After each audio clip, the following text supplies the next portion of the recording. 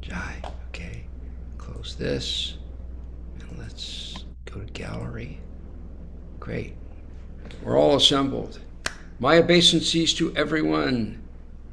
Vanchikalpa tarubhyascha kripa sindhubhya evacha patitanang pavanebhyo vaishnavebhyo namo namaha. And our prayers to Srila Prabhupada for his presence, his blessings, and his empowerment. Om Vishnu Padaya Krishna Prestaya Bhutale Srimati Bhaktivedanta Swami Namane Namaste Saraswati Deve Gauravani Pracharane Nirvishesha Shunyavadi Paskachate She Tarane. All right. So our family has grown. And the day before yesterday, we had triplets. Oh. Kind of. We have a new, you all have a new brother and two new sisters. And that's pretty cool. I mean, the really, first class. Our family is like the best. No rotten apples. They're all great. We had a wonderful initiation ceremony, and so many realizations came when I was speaking about the importance of the relationship between guru and disciple.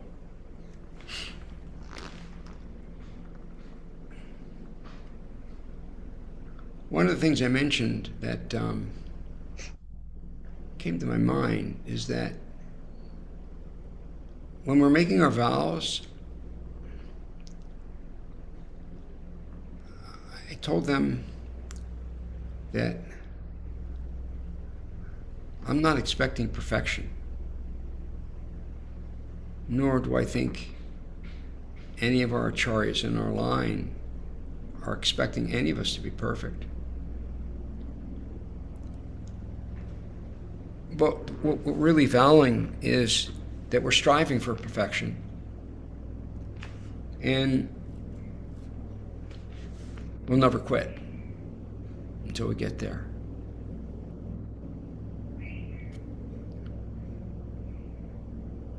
I say that because of having been a devotee for well over 50 years, 54.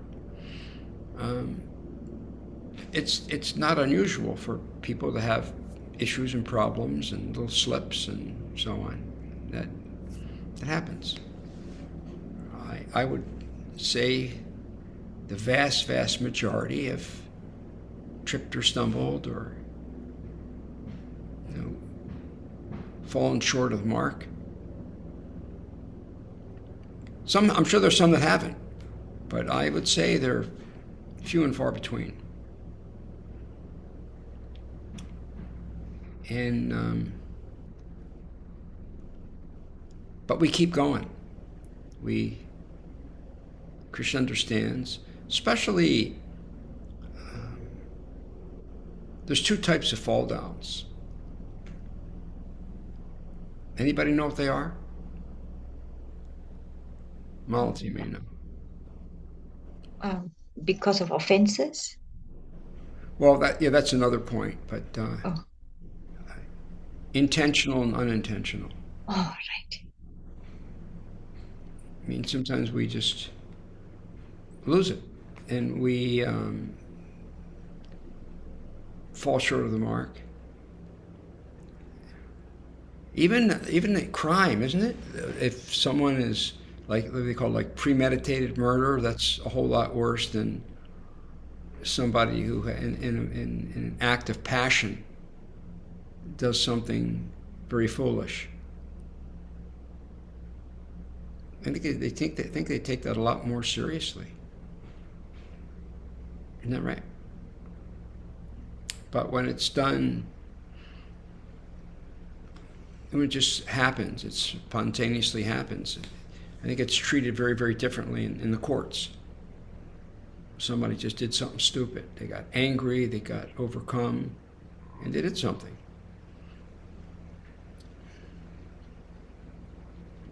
Also, there's 10 offenses against chanting the holy name. And one of those offenses, I don't know which one it is.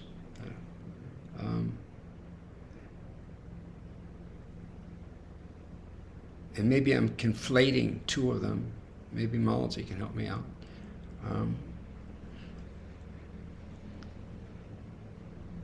What is the one, Malati, that says, that ends with, something like committing sinful activities or something, even after understanding so many instructions on the matter? Ninth. Yeah, the ninth offense. That's the 10th offense. It's the 10th offense? Yes. What exactly is it? How's it worded? Committing sinful activities on the strength of chanting of the holy names of the Lord and still continuing to do material activities even though we have understood that. Right. So, 10th offense. Just like, for example, if you drive down a street, you're in a new town, and you're going to a destination. You're going the wrong way on a one-way street, and a cop pulls you over. You show, officer, I don't live in this town. I'm from so and so. I made a wrong turn. And there's a very good chance the officer will cut you some slack. I mean, he's a decent guy. He'll give you some. A lot of cops I've met are really nice people. I got pulled over. I may have told this story. This is probably maybe 2 years ago. A police car pulled behind me, and its red light was, it was like, the red light was on, and it was like, so I figured, well, it's not, I didn't do anything wrong. So I turned off, and it followed right behind me. I pulled over, and he pulls right behind me. He gets out with this real serious, I don't think he drew his gun or anything, but it was, he said, did you know you're driving with a stolen license plate? And my license plate said Krishna on it.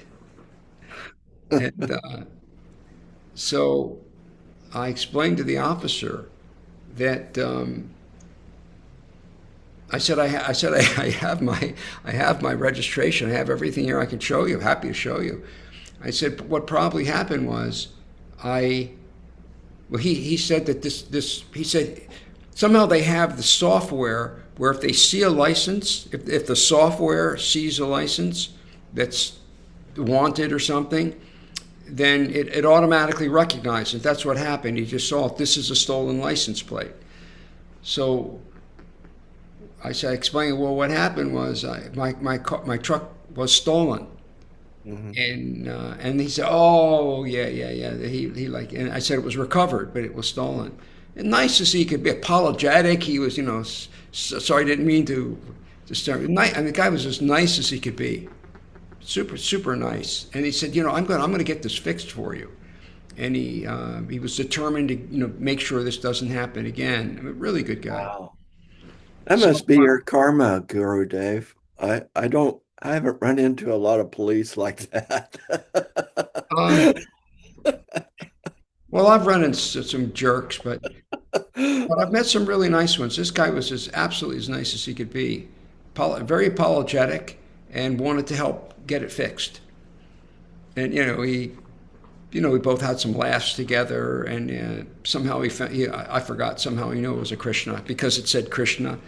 And then we started talking about the Krishna, so that was all. Maybe it was a plan by Krishna so he could meet a devotee and talk a little bit about Krishna.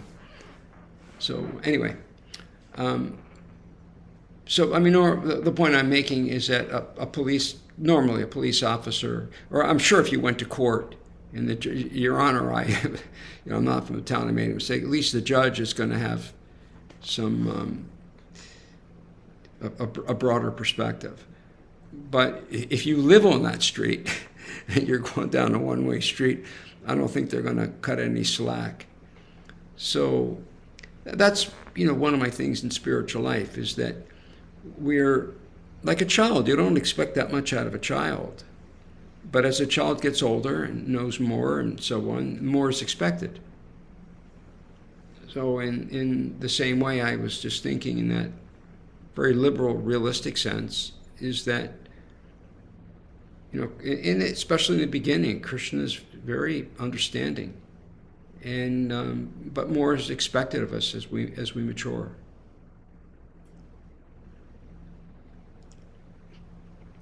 Especially when it takes Brahman initiation, much more is expected. So anyway, it was lovely. So we have I'll tell you who they are and their names. So Gansham. I wanted to give him.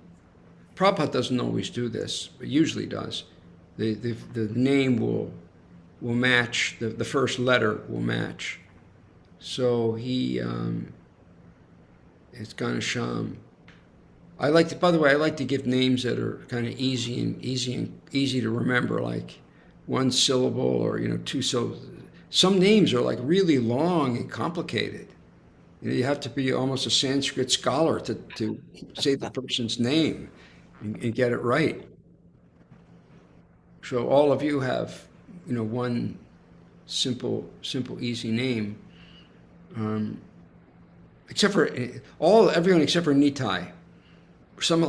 I couldn't resist Nitai Padakamala, with the understanding that he could go by Nitai. Nitai Padakamala is so sweet, the lotus feet of Lord Nityananda. Anyway, so and I prayed to Krishna to help give me, I don't know how much he's reciprocating, but help me with these names, help me out here.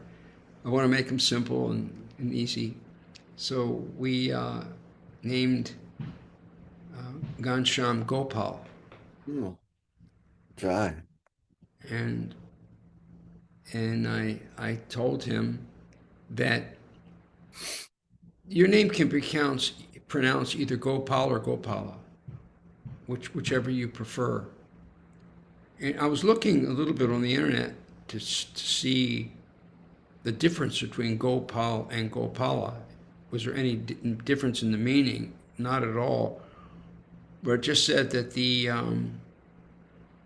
Gopala is technically more correct, but it's in our books. It's both. You're going to see it all over the place. Gopala. Even some of our songs, Gopal Govinda Ram Shri Madhusudan Giri Gari Gopinath Madana Mohan. Right. Even in the songs that we hear from our acharyas, Gopal and Gopala. And I said, you can, whichever you prefer, you can have people pronounce the name Gopala or Gopal. I said, if it were me, Gopal seems a lot easier. Gopal, it's like one easy shot. And what a name. It's Krishna who tends the cows and protects them as well. Gopal. And then the two ladies, Sandhya, his wife, I gave her the name of a devotee, a god sister of mine. Prabhupada gave this name. And this woman she was a saint the day she walked in the temple, and a saint ever since. Wonderful, wonderful, wonderful, dear, very, very dear god sister. And her name is Sukada. One who gives spiritual pleasure, one who gives enjoyment. Sukada. Sukha means pleasure, and da, like in Sanskrit, even Spanish, da, that verb means to give. I think the verb is dar. We don't have Olga Lucia here to help us out. But anyway, Sukada, one who gives pleasure. And then Ellie, we named her Radha. Oh, wow. Jai. Not Radharani, but Radha. So it's real easy. And my understanding is that Radha's name is Radha. And Rani at the end means queen, like Queen Radha. Just like Officer Fred. His name's Fred, but you put officer in front to that position. Designates the position. So it's Radha. And she has a lovely boyfriend who's I've spent time with. He came over and we spent about 3 hours together. I said, I'm not going to let you have my daughter. I want to know what makes you tick. And I dissected him, and I went almost like an autopsy or something. I was just going in there and to find out as much as it seems like a really nice person. He's born in a Buddhist family. He's Chinese, and he's born in Hawaii. He seemed like a real gentleman. The one thing I really liked about it was that he really likes the daughter of Radha, Leela, and she really needs a dad. I've never raised a child, but those of you who have, know that it's a big job, and it would seem to be very difficult for one person to do it alone. Anyway, so he really loves the child, and the child really likes him. From what I've heard. So anyway, you never know. Krishna's in control, and whatever's supposed to happen will happen. So anyway, our family grew. Jai. Yeah, that was pretty sweet.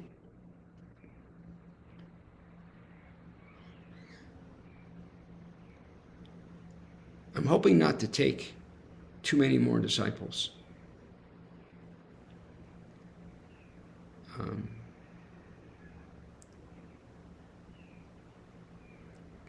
To just initiate someone and then not be there for them, I don't see the point. I'm not getting any younger.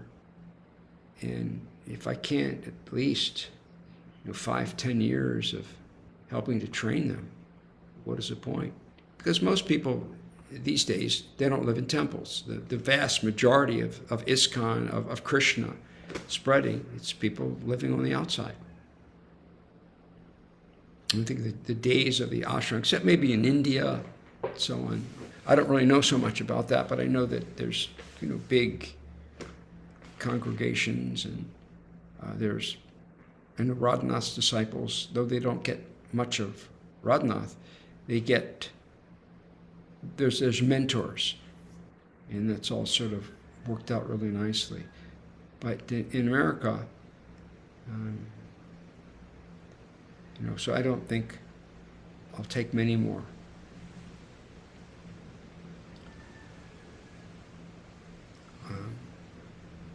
Because it's a lot of responsibility, a tremendous amount, and I love it. By the way, I love it. But just like,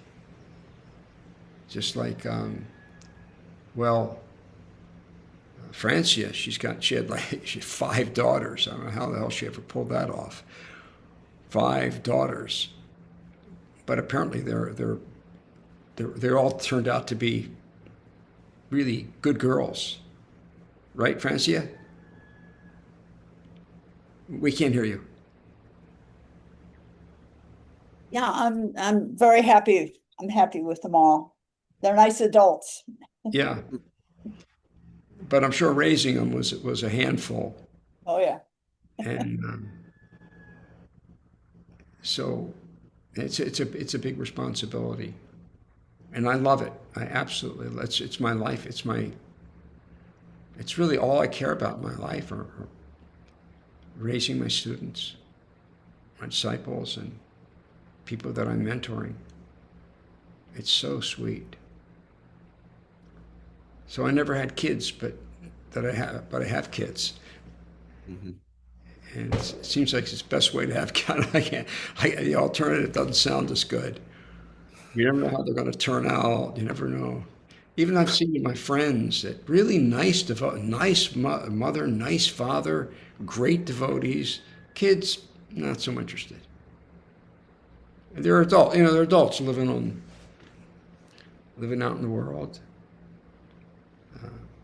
Anyway. So anyway, that's the update. Mm. We grew. The family grew. So nice. Yeah, it's really sweet. Really sweet. They're such nice devotees. Mm. Our new initiates are really first class. Mm-hmm. And Gurudev, if there's any truth in in what you're saying, that you have wonderful devotees, the only way that could happen is that it's a reflection of you. You know that? Well, I mean, Prabhupada had disciples that went bad. So I don't know how much water that holds, but thank you for that. Thank you for the compliment. I think, Well, as I think about it, it's like, well, it's nice to hear that, but I think it's a reflection of you. well, But one thing is, I didn't initiate, Prabhupada initiated people that, first of all, he had an emergency situation in the beginning. He had to get things started. So he was probably very, very liberal. I mean, there weren't even the four regular principles at the first initiation. They had, I think the devotee said, Prabhupada, isn't there more? And well, they posted the four principles. But so Prabhupada took risks, and he was getting things started. And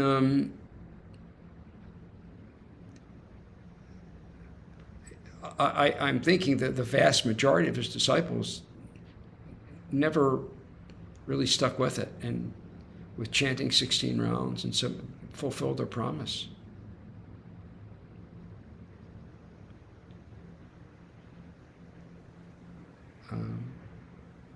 Because a lot of it was based on temples needing people to, they needed someone on the altar, and then they would recommend them for initiation, or it's just the way it went. But I've had the luxury of literally spending time before I would initiate someone to see, am I comfortable with them, and are they comfortable with me? And Prabhupada says that the disciple should study the spiritual master, and the spiritual master should be carefully, being perspicuous and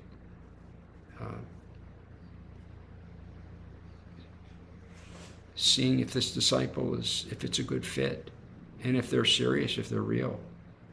Prabhupada didn't have that luxury. And again, the pressure of temples and needing people to do this, that, and the other. And so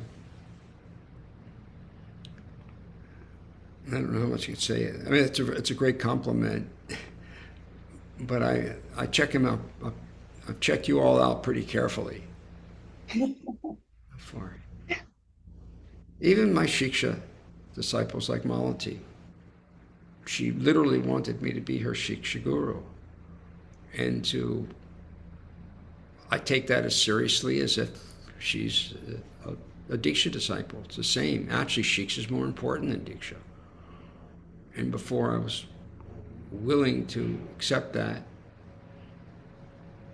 Well, of course, when it got to that point, I may have already known Malati very well and known that she was, I think when she came and asked, I may have said, sure. But I already knew that Malati was like, she's she's more advanced than I am as far as I'm concerned. No. This woman, she's the real deal. I mean, her heart is with Krishna at every moment. She's wonderful. Like Tirtha Prabhu said, we follow the Guru Dev, right? We follow you. That's what we are doing, because you do that and we are doing the same. Yeah. And my Guru Maharaj was like that also. So that's how it is. We're all helping each other, really. Yes. We're all helping each other. I like the example Prabhupada gave you. Take a stick, the stick, break it, no problem. Take 2 sticks, break it. But by the time you get a bundle of sticks, you can't break it anymore. So it's nice. It keeps us all strong by being a family, which is why I really like having our sanghas. Mm-hmm. We meet regularly. And always being here. So anybody's got a problem or an issue, they can let me know and I can meet with them that day, next day, something. It's different. Well, we have a few questions. And by the way, does anybody have anything you wanted to share? Any special epiphanies that Malati, go ahead. Yeah, Gurudev, I wanted to let everyone know that I did an experiment yesterday. This is about the soul. And my uncle who passed away, now his sister, I was named after her, Malati. And my auntie is now 93. She has congestive heart failure. And just 2 weeks ago, she had pulmonary edema and pneumonia. So she's been really, really sick, and the doctors told her they cannot do anything for her. So she's home. She has somebody who's taking care of her in the family all there. So I reached out to them to say, because my auntie from little, she used to read Bhagavad Gita in Srimad Bhagavatam in Malayalam, my native language. So, and then the last 4 years, she had her first stroke. She didn't read at all. And so she's like dementia. She had dementia. So yes, I asked my cousin, which is my little brother. I told him I want to read for mom because I know that she has always read Bhagavad Gita, Srimad Bhagavatam. And her granddaughter, who's also there, she was reluctant because her heart rate is now at 133 because congestive failure. Yeah, congestive failure plus the lungs are, failing as well. So the heart has to work so much to compensate, to push the blood into the, to the lungs to oxygenate it and bring it back. Heart rate is very high. So she told me, no, don't read, don't disturb her. I just gave her medication. They gave morphine, the doctor told. In oral tube feeding, they're still doing oral tube feeding. So, but when my brother, Diva, he called my mother, my auntie, and said, because I have 3 aunties, we're all mothers to us, we call mother to everybody. So she called and said, Mali is here. That's my home name. He said, Mali is here. She opened her eyes. Whole day morning, she didn't open her eyes. She opened when she heard my voice. Then I gave my obeisances to her and I told her, I'm going to read Bhagavad Gita for you because you've read all your life. So I want to read for you. He said, I read 3 chapters of Bhagavad Gita and she did not even close her eyes.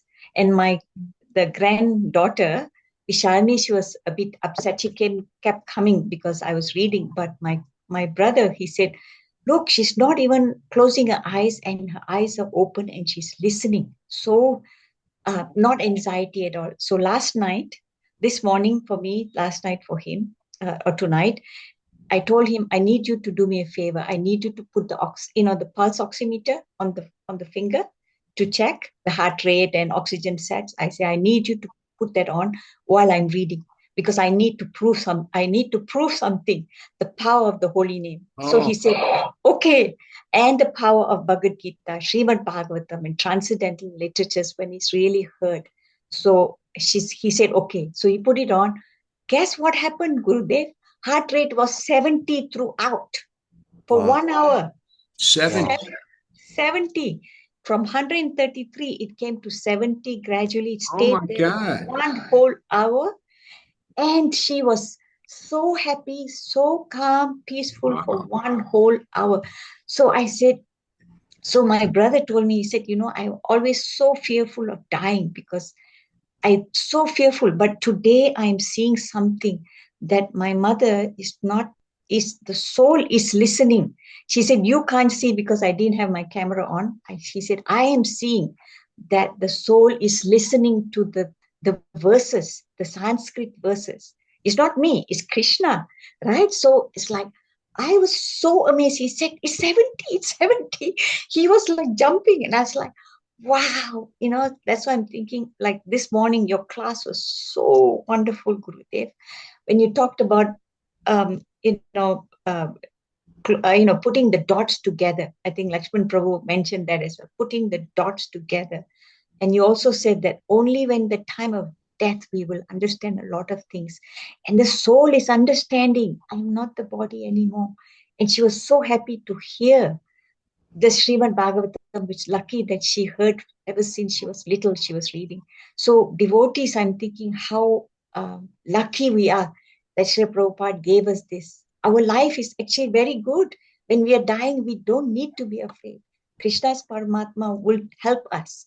So I'm thinking the next step is I have to help my cousin, my brother, and his family to see that Paramatma is in her body as well, just not the soul, that Paramatma is in there, to see how if he will help her to remember, because she's done all this her whole life. So I need your help, Gurudev. I need your help. How to go about that? Is that okay?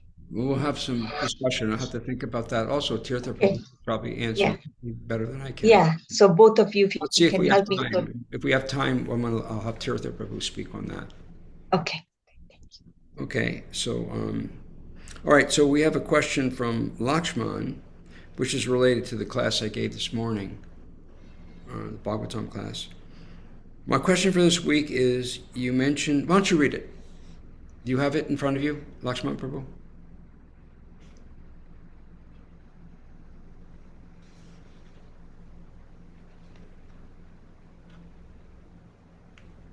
You have a Yes, Gurudev.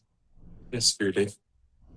My question for this week is, you mentioned in our phone talk that when something occurs, the devotee does not see it as karma, but rather as an arrangement of the Lord.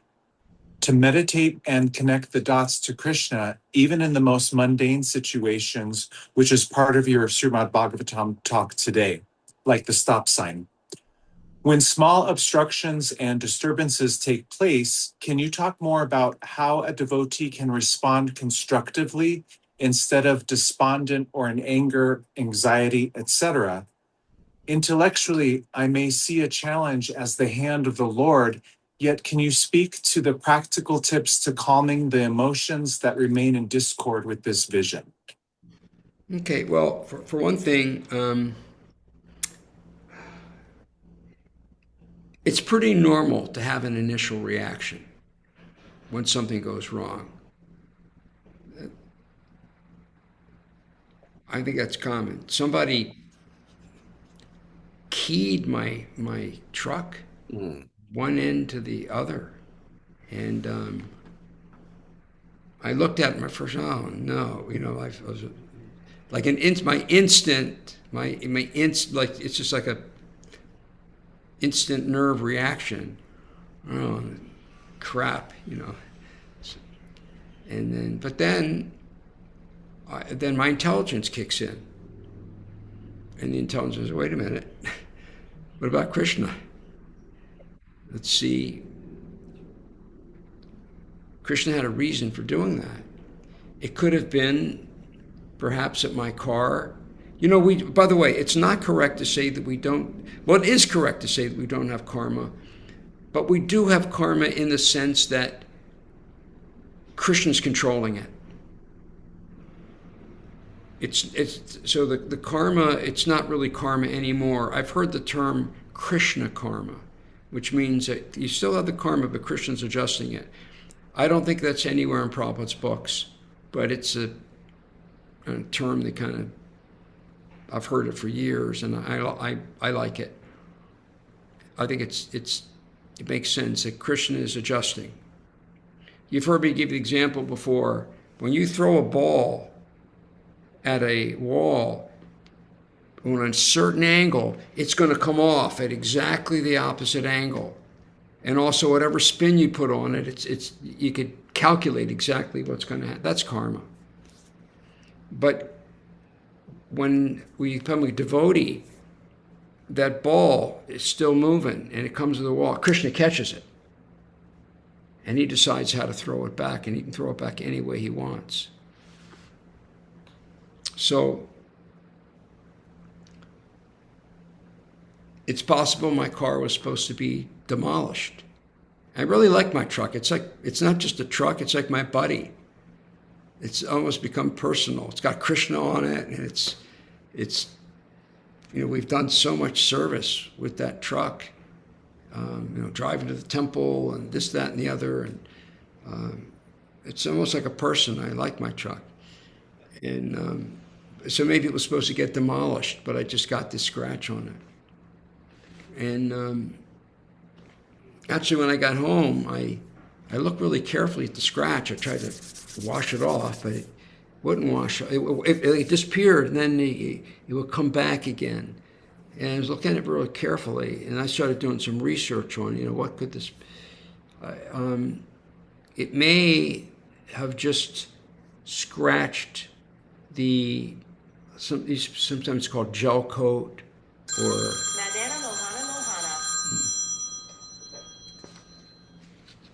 Madan Prabhuji, I'm giving a class right now, but I'll call you when I'm done. Haribo. So anyway, I got to come back to the meeting here. Back to meeting. So I mean, it's not. It may be that I'm going to go see I have a really good Autobot guy that I've dealt with for years. And, maybe it can just be sort of polished out, or maybe it has to be painted. And if it does, I still have insurance. So we'll see. But anyway, I just saw Krishna's hand in it, and I'm fine with it. I mean, right away. First, immediate reaction, crap. And then reaction, thank you, Krishna. So that's normal. And I think it's a matter of our faith growing. You hear the philosophy, and hearing the philosophy is one thing, but realizing it's another. Just like you can go to church and learn that, there's a God. But it doesn't help you that much if you really have faith, and not just faith, blind faith, but you're actually starting to realize it. God's presence. You can feel it. You can touch it. You can smell it. I mean, it's there. And then as that grows, and that comes by the chanting. It's chanting, hearing, all the things that we're doing. Gradually, it just gets stronger and stronger, the faith. It's not blind faith at a certain point. It's Krishna starts to reveal himself. Ye tang mang prapajante tang savichamyam. As we surrender to Krishna, he reveals the core. He reciprocates the core. We take a step towards Krishna, he takes 10 towards us.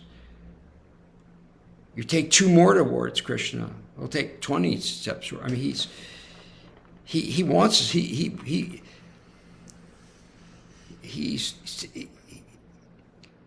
He's taking it like a positive role in this. He wants this relationship back more than we could ever want it back. He loves us like anything. So that's just it'll be natural. If you try to go back to before you were Lakshman, and back before you even met devotees, because you met devotees before you met me, you're like a different person. You're very different. Now, your faith is growing. Both you and Kalki are Brahmins. And you've been chanting, now you're chanting the Gayatri mantra.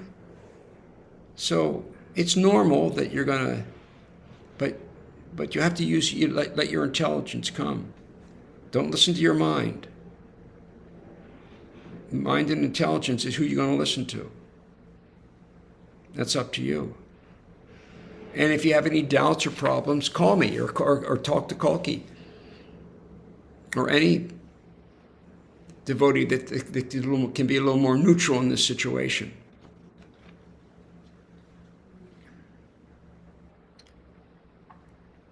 Okay? Thank you, Gurudev. Okay. Right.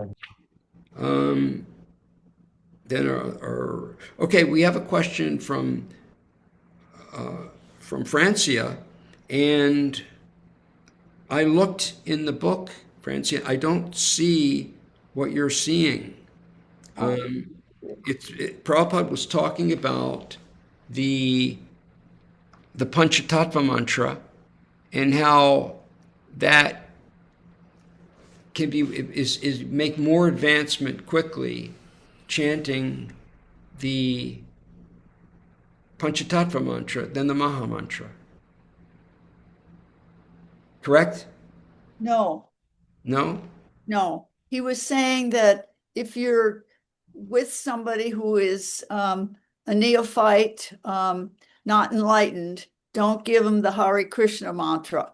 Give him this other one that will connect him more with Shaitani. And Better reader than me. I didn't read that, but that's okay. That sounds right. That sounds good. Yeah. And so my question was, do people do that today? They don't go to No. you don't give it. Okay, here's one important thing when you're reading it. By the way, she's reading the book. I have it right here because I had to look it up. Yeah. This is all different quotes from Prabhupada. Now, some of the quotes are from the Bhagavatam. Some of the quotes are from Bhagavad Gita. Some are from Chaitanya Charitamrita. Some are from lectures. Some are from letters even. So the most important instructions from Prabhupada, really, we take from his books. We put that as the gold standard in Prabhupada's books. Now, of course, you have to read all Prabhupada's books and understand that sometimes what he says, he may say something one place and someplace else he may say something different. But that's the real gold standard, is reading all Prabhupada's books and understanding them. So that quote was from a lecture. So it's something we don't normally hear. I've never heard that before. I probably read it years ago when I read this, but it's not, you're not going to find it in Prabhupada's books. If you meet someone, give them the Panchatattva mantra. It would definitely be helpful to them. There's no question about it. But it's not what Prabhupada emphasizes. We give people the Maha mantra. And now the reason he was probably in some mood of talking about how Lord Chaitanya is so merciful. And you can make offenses chanting the Maha mantra, but you can't chanting the Panchatattva mantra. But my understanding is exactly what we were talking about earlier, is that Krishna is very liberal. He's real. And even if you offensively say, I hate you effing Hare Krishnas, you're making advancement from that. Krishna understands, this guy's a jerk, but I love him, and he said my name. Now, if that person gets a little more serious, then at a certain point, Krishna's not going to be like saying that. But the Maha Mantra is so potent that even if it's said offensively, it's called Nambas. It means you don't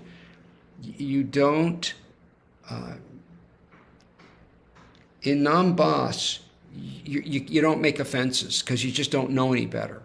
And you're getting the benefit from chanting the holy name. Just like in the story of Ajamil, I'm not sure if you know that story or not, but his son, when the Yamadutas came after him, he was calling his son Narayan. His name was Narayan. It was the name of Krishna. And even though it was just calling his son, it had all the potency because it's called Nambas, because it wasn't done offensively at all. He didn't know any better. And it stopped the Yamadutas and so on. So that's how I would answer the question. Is that it's something that Prabhupada was making a point in some particular lecture he was giving. But generally, no. Generally, we give the Maha Mantra. Not generally, pretty much always the Maha Mantra. Like if I go to or somebody comes up to my car, they're begging, and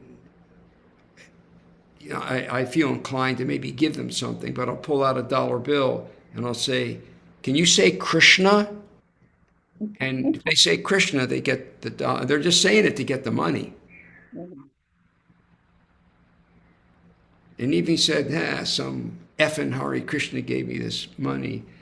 He said it again. So anyway, the benefit's there. So we're pretty loyal. We stick with the Maha Mantra. That's all we need. Does that answer your question? Mm-hmm. Okay. Now, Tirtha Prabhu, Yeah, and I'd like to elaborate on mine. okay, go ahead. Go ahead. Well, Give me just a moment. I've got to just run to the little boys' room. You can all just chat amongst yourselves. Well, you know what I can do? I always forget to do this. More. No, I can't find it. I found it the other day. More. A way to pause the recording. Here. You can pause the recording. How do you pause the recording? Where'd he go? I saw it the other day and I don't see it. The three dots.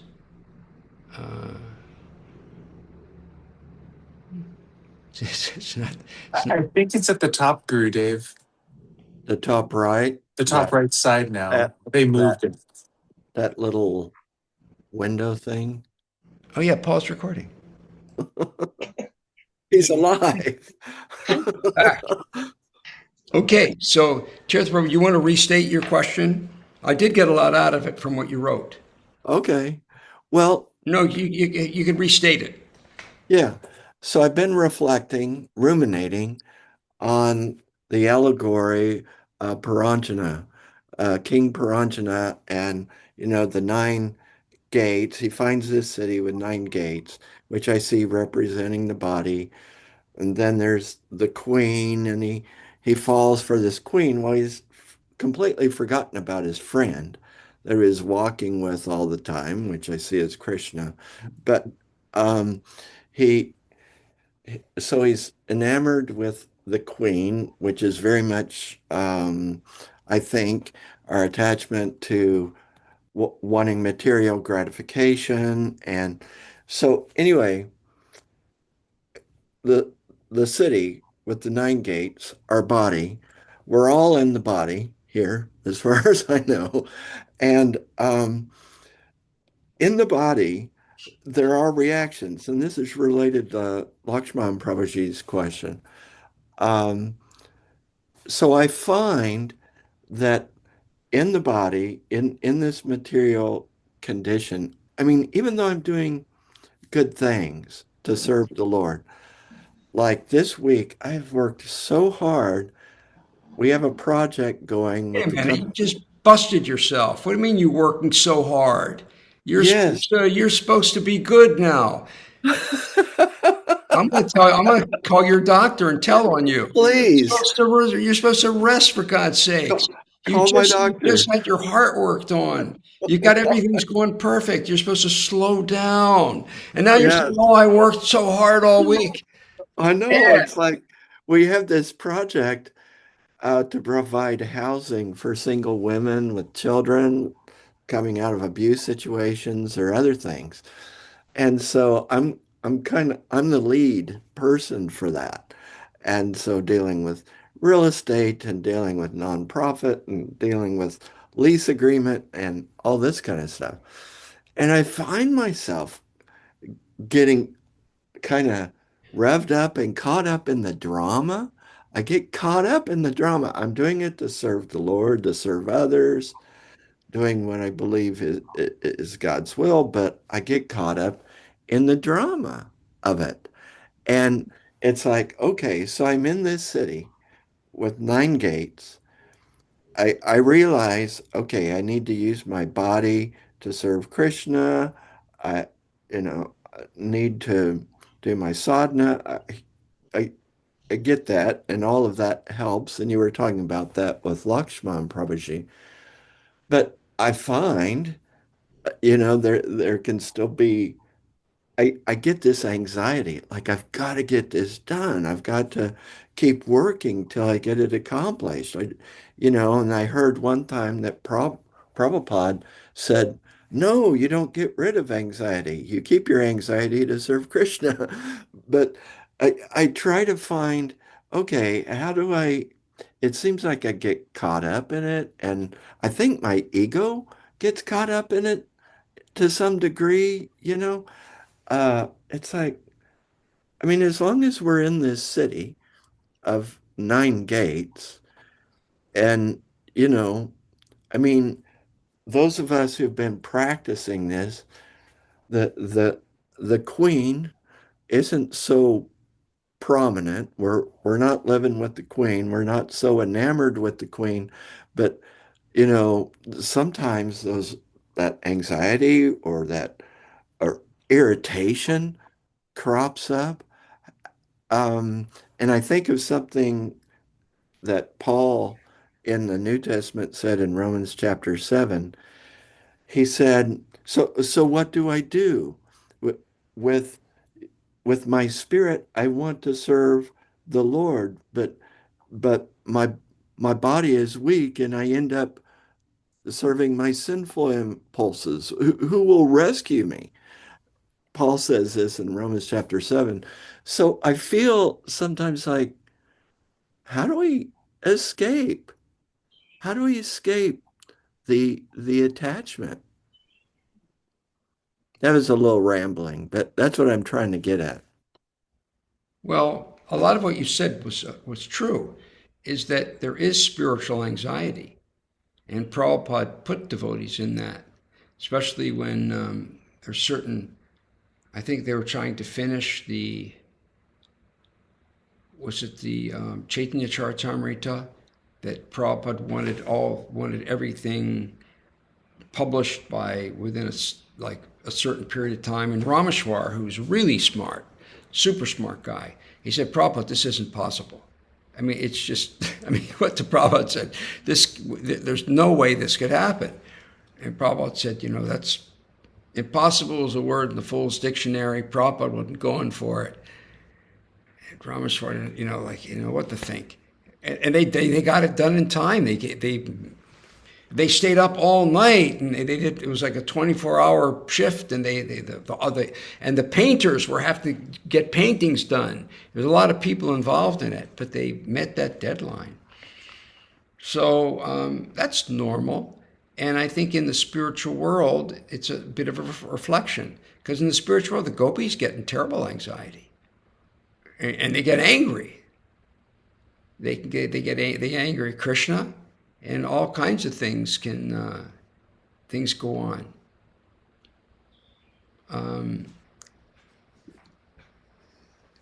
So we're in the body, and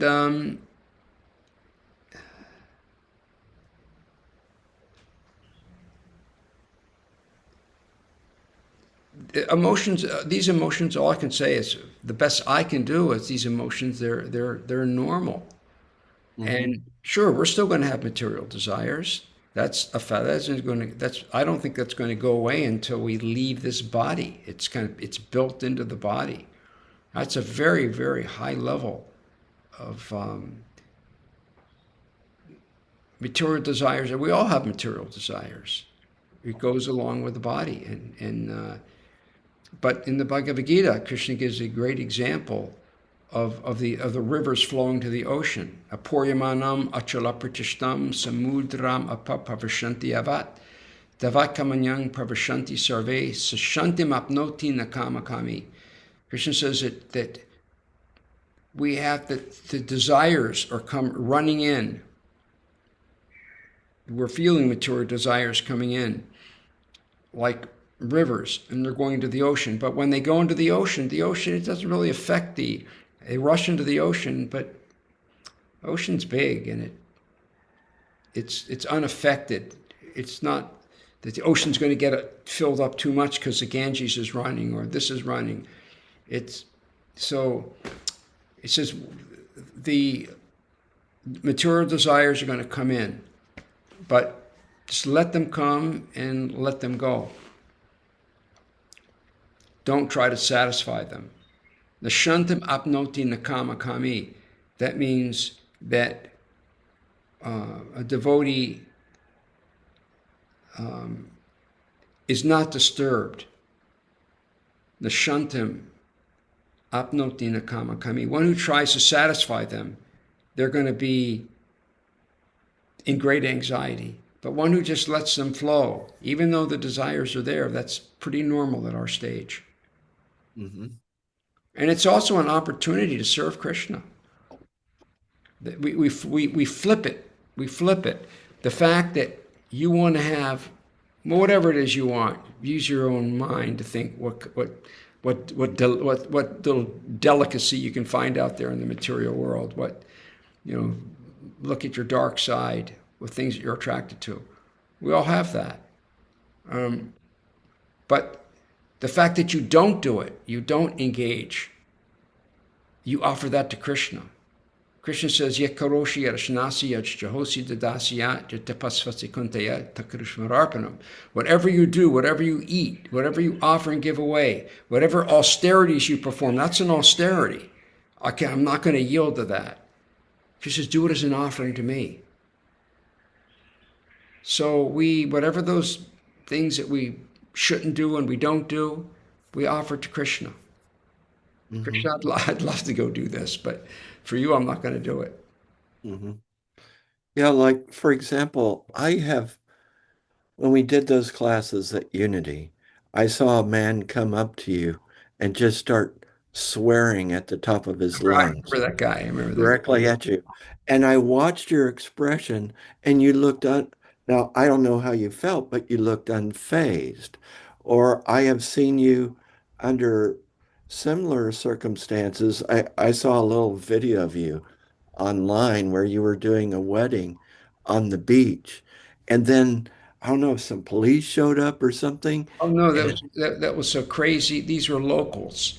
Right. And they don't like the right. weddings going on their beach. Right. But you were very calm.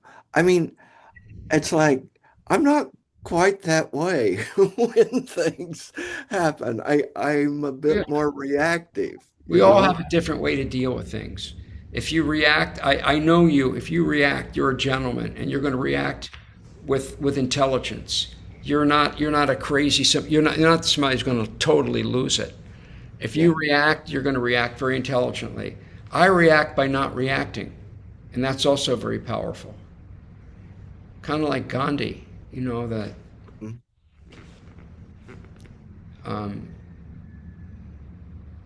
I just, and it is what it is. Krishna's Krishna brought these people to come. And by the way, this is not a wedding. I was asked to do a vow renewal. That's what it was. Yeah. For a couple.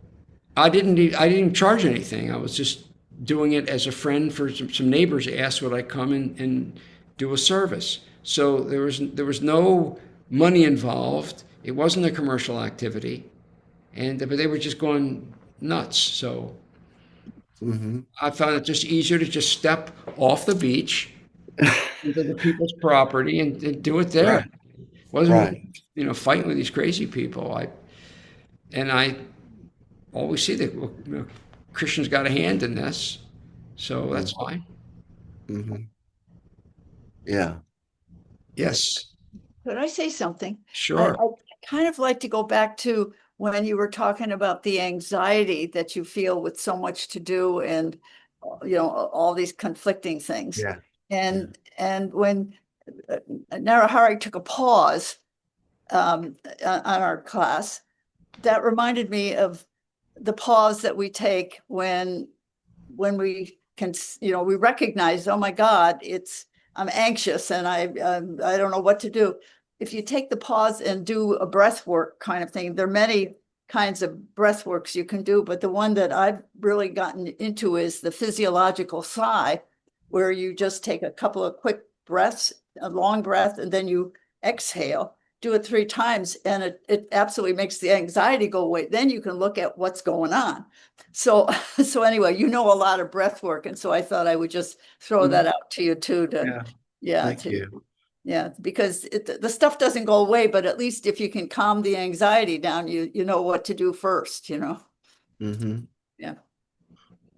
And I like this discussion because somehow I felt like Jesus was with me in the anxiety. Yeah. Jesus is always with you. You and Jesus go way, way back. And he's definitely with you, no question about it. And Francie as well, very deep relationship with Jesus. And don't ever let that go. You'll never let it go. Right. I found Jesus to give a little shot of miracle grow on my devotional creeper. I mean, he's good. I like him. It's on my altar, and I talked to him this morning. Because I went and I asked everybody by name to help me before I was giving the Bhagavatam class. Before I gave the Bhagavatam class, I went up and I asked Lord Chaitanya and Lord Nityananda, Radha and Krishna, Prabhupada, of course. I asked Jesus and Jagannath and even Hanuman. I asked every one of them, help me give a class, because I'm not preaching to. In our Bhagavatam classes, they're all like seasoned devotees, and